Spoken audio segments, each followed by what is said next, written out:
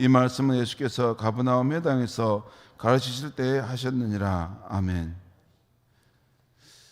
오늘 말씀의 제목은 우리 안에 생명이신 예수 그리스도입니다. 우리 안에 생명이신 예수 그리스도 하면 이게 공동체를 생각하는 것 같은데요, 그럴 수도 있습니다. 그런데 더 구체적으로는 내 안에 생명이신 예수 그리스도라는 말씀입니다. 내 안에 생명이신 예수 그리스도를 알지 못하면 우리의 영적 생명은 자라지 못합니다. 내 안에 생명이신 예수 그리스도. 오늘 아침 말씀도 이 오병이어 사건 이후에 벌어진 예수님과 사람들과의 논쟁이 지금 계속되고 있는 상황입니다. 그런데 오늘 예수님이 하고 계신 말씀들은 그 당시 유대인들 뿐만 아니라 우리에게도 이해하기 참 난해한 말일 수 있습니다. 실제 청년 때 저도 이 말씀을 읽을 때 이해하기 어려웠습니다. 요즘에 제가 성경을 그냥 막 빨리 읽지 않고 이렇게 거룩한 독서처럼 가만히 성경을 잠잠히 읽고 그런 과정을 겪게 되면서 깨달은 게 하나 있어요. 성경이 누군가에게는 참 어려운 글이겠구나. 전에는 이렇게 그냥 축축 읽어갔기 때문에 때로는 모르는 말도 그냥 지나갔는데 가만히 성경을 그 의미를 음미하면서 이렇게 읽어가면서 깨닫는 것은, 이거 초신자들에게 또 세상 사람들에게는 이 말씀이 이게 무슨 뜻인지도 잘 이해가 안 되겠구나.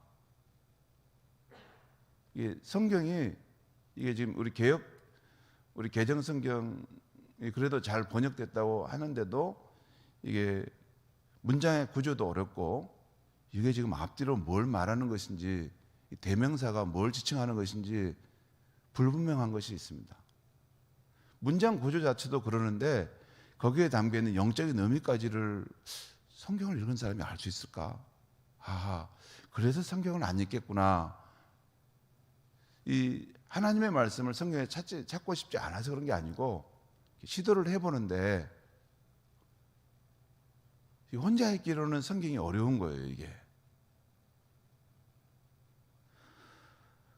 더군다나 오늘 아침 이 말씀 같은 경우를 만나면 이게 도저히 무슨 말씀이야? 뭐 예수님이 말씀한데 자기의 피를 마시고 자기의 살을 먹어야지 산다고? 이게 뭘 의미하지? 그러 안 하면 생명이 없다고? 청년 때 저도 읽었지만 제가 모태신앙이지만서도 이 말씀을 보면 이게 그냥 살벌한 느낌이 들었습니다. 막 피가 흥건히 적셔 있고 막 살점이 떨어져 있는, 기독교는 이런 것인가? 이런 느낌이 들 수 있는 그런 말씀이죠. 예를 들어 이런 말씀입니다. 오늘 51절 말씀에 이런 말씀이 있어요. 51절에 나는 하늘에서 내려온 살아있는 떡이니 사람이 이 떡을 먹으면 영생하리라. 내가 줄 떡은 곧 세상의 생명을 위한 내 살이니라 하시니라. 내 살을 떼서 줘야 된다는 말인가? 더 어려운 말씀은 이 53절에서 55절까지 말씀이에요. 제가 한번 또 읽겠습니다. 53절. 예수께서 이르시되 내가 진실로 진실로 너에게 이르노니 인자의 살을 먹지 아니하고 인자의 피를 마시지 아니하면 너희 속에 생명이 없느니라. 내 살을 먹고 내 피를 마시는 자는 영생을 가졌고 마지막 날에 내가 그를 살리리니 내 살은 참된 양식이요 내 피는 참된 음료로다. 이 말씀이 여러분 잘 이해되십니까? 여러분은 그러고 보면 아주 이 기독교 신앙생활 하신 지 오래되신 것입니다. 그런데 처음 오신 분들은 이 말씀이 무슨 말씀인지 모르죠. 그러니까 교회가 가끔 제가 그런 생각이 드는데, 한국 교회가 요즘 어떻게 돼가냐면 잘 믿는 신자들의 이런 환경이 되도록 교회 환경이 바뀌어가고 있다는 것이에요. 이건 교회가 이게 경고음이 울릴 수 있는 상황이어야 돼요. 교회는 잘 믿는 신자들만을 위해서 있으면 안 됩니다. 아직 저 세상에 구원받지 못한 사람들에게도 복음이 선명하게 전해지고 그들이 들어왔을 때 이 교회에 오면 그들이 한 단계 한 단계 들어올 수 있도록 이게 그런 그 신앙적 장치들 또 우리의 그런 사람들과 관계들이 이렇게 잘 돼 있어야 된다는 거죠. 잘 믿는 사람이야 뭐 이렇게 어떤 상황에서 잘 믿습니다. 그런데 처음 오신 분들은 이게 난해한 것이 너무 많은 거예요. 장벽이 너무 많은 것이에요. 그래서 참 불신자들에게는 교회가 난공불락의 요새일 수도 있겠구나. 그래서 교회가 문턱을 낮추라는 말은 그 말입니다. 건강한 교회일수록 믿지 않는 사람들이 이곳에 와서 자유롭게 이렇게 와서 교회 문화에 접하면서다가 예수를 만나게 되는 거. 저는 우리 교회가 그렇게 되었으면 정말로 좋겠습니다. 제가 그것이 간절히 원하는 마음입니다. 그렇게 될 수 있도록 우리 성도님들이 많이 도와주셨으면 좋겠어요. 자, 아무튼 실제 예수님의 이 말씀, 내 살을 먹고 내 피를 마셔야만이 영생을 갖고 내 살은 참된 양식이요 내 피는 참된 음료로다. 이런 이렇게 피가 낭자한 이런 말씀을 들을 때 초대교회 당시 로마인과 이방인들은 기독교인들은 사람을 잡아서 그 살을 먹고 그 피를 마신다고 이렇게 오해해서 핍박을 하곤 했습니다. 실제 그랬습니다. 로마 역사가 기록에 나와 있어요. 그런데 교회 안에 그런 일은 없었습니다. 또한 당시 이방인들이 기독교인들을 그렇게 생각했다는 것은 예수님께서 상징적으로 은유적으로 표현하신 말씀을 완전히 오해한 것이라 할 수 있습니다. 오늘 예수님께서 세상의 생명을 위해 자신의 살과 자신의 피를 내어준다는 말씀은 자신의 생명을 십자가에 온전히 내주고 그 살이 찢기고 그 피를 흘리심으로 죄와 죽음의 심판에 처할 인류에게 새 생명을 주신다는 그 의미인데 사람들은 이것을 오해하게 된 것입니다.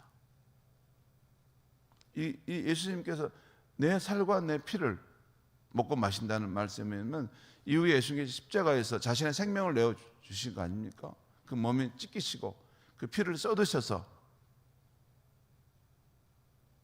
우리 인류가 지은 죄와 죽음의 심판을 받으셔서 그 예수를 받아들일 때 그를 통해서 하나님으로부터는 새 생명을 얻을 수 있다는 것을 말씀한 것입니다. 그래서 예수를 영접하는 자, 곧 그 이름을 믿는 자들에게는 하나님의 자녀가 되는 권세를 주셨으니 이것은 혈통으로나 육정으로 나지 아니하고 하나님께로부터 태어난 생명이니라 하는 편이 나오죠.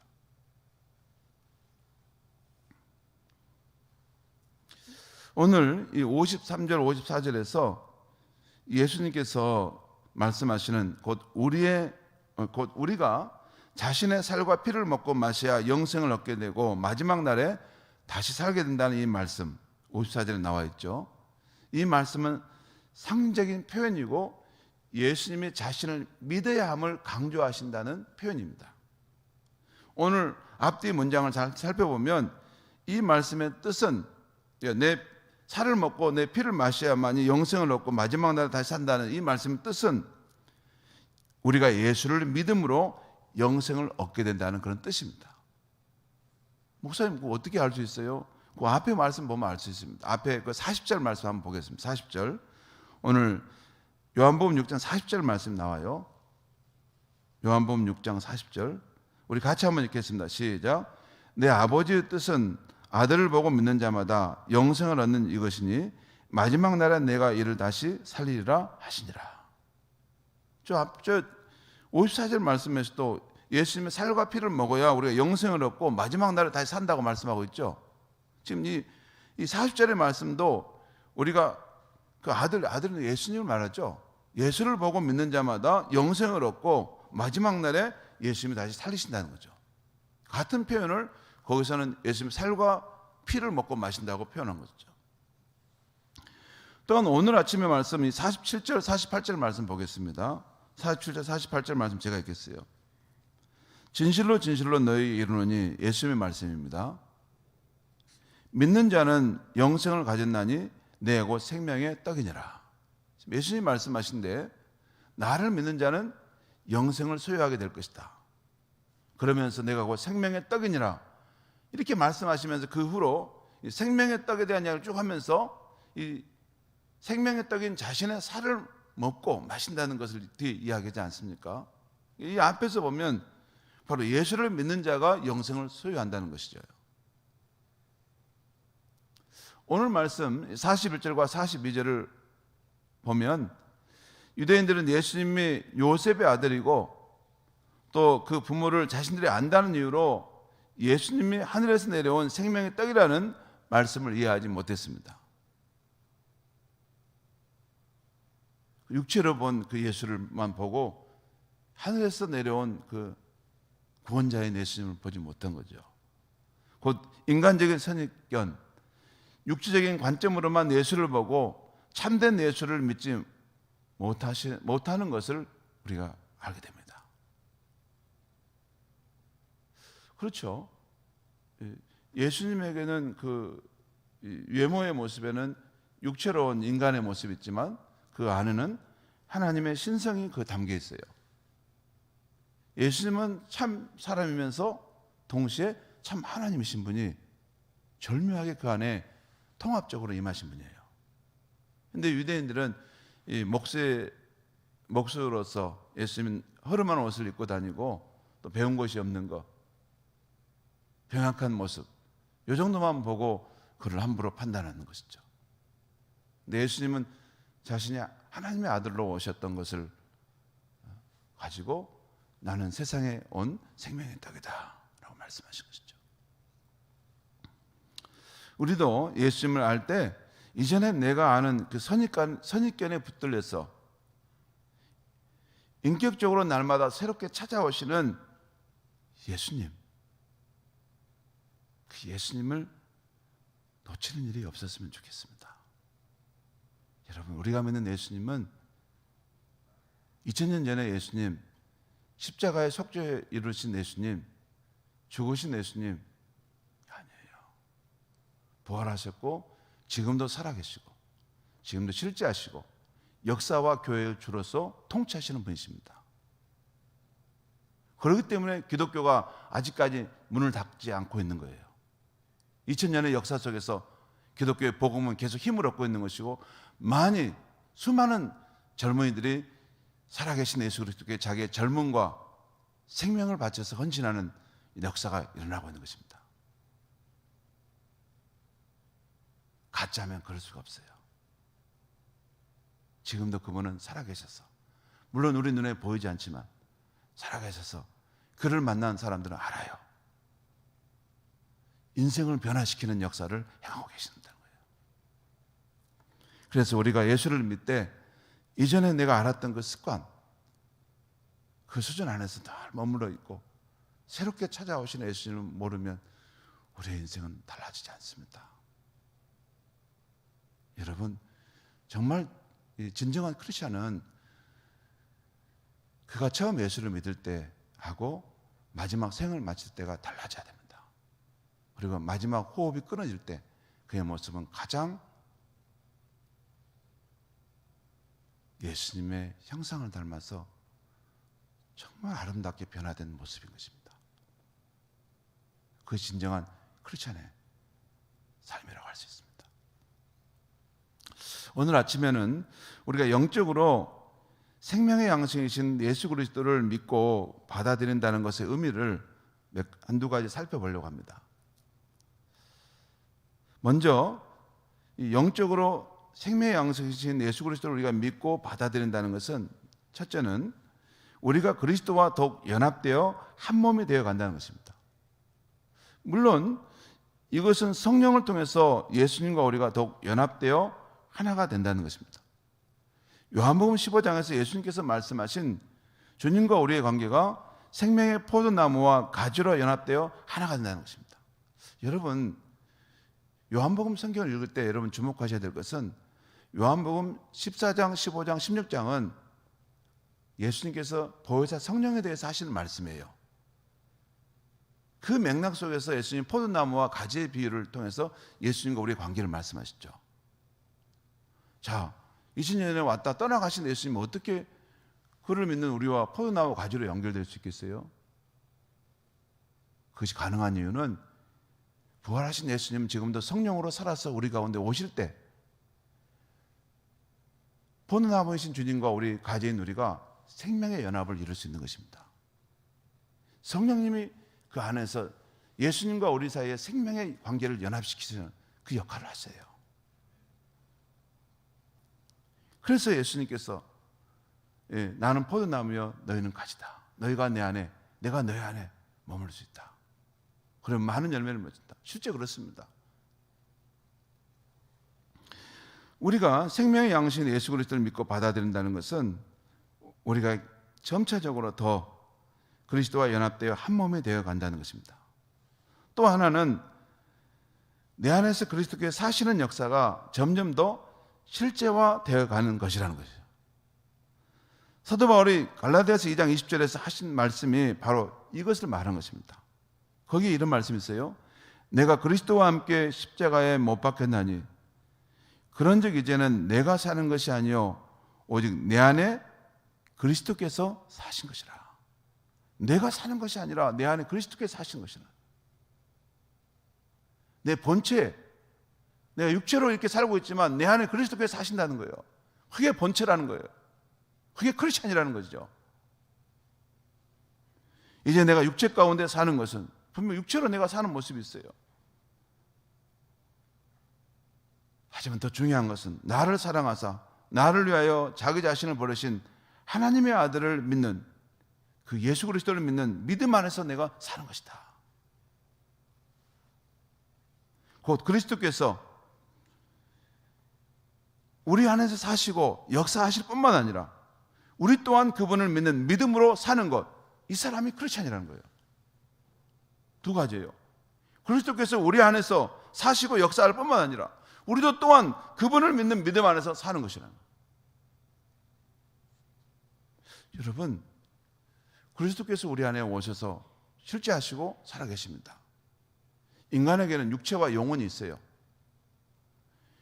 우리의 영혼을 감싸시고 그곳에 성령으로 오신 예수님께서 함께 하시고 역사하십니다.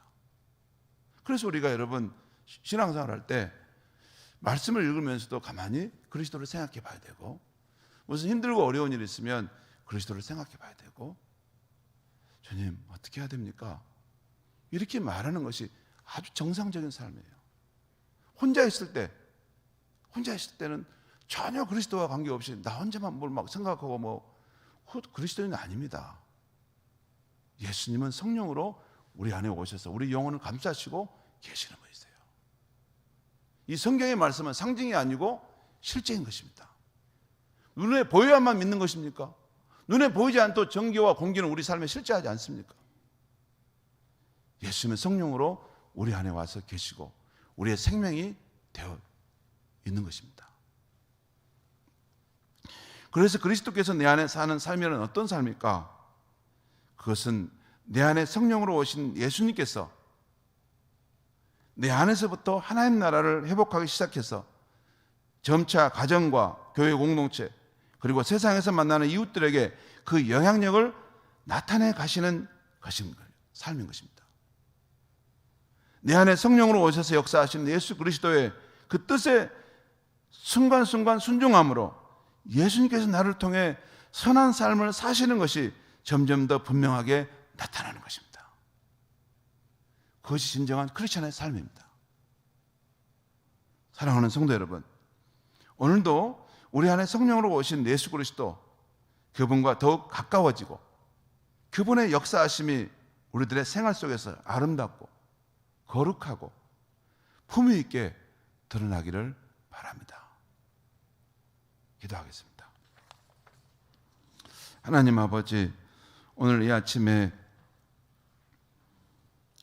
우리 안에 생명이신 예수 그리스도라는 말씀을 전했습니다.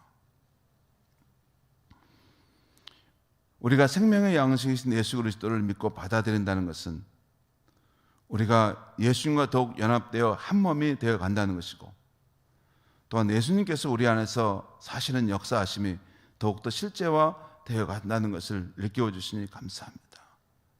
내 안에 그리스도께서 사신다는 그 말씀을 진정으로 믿습니다. 예수님, 오늘 이 아침에도 우리 가운데 더욱 성령으로 충만히 나타나 주시옵소서. 그리고 예수님과 우리가 더욱더 가까워지고 연합하는 시간이 되게 하시고, 예수님의 역사하심이 우리의 일상의 삶 속에서 거룩하고 아름답고 품위 있게 나타나는, 그래서 이렇게 살아가는 삶을 통해서 일생을 살아갈 때 우리의 마지막 생의 모습이 가장 주님을 닮은 생생한 예수 그리스도의 모습을 나타내는 그런 크리스찬의 삶이 되게 하여 주시옵소서. 예수님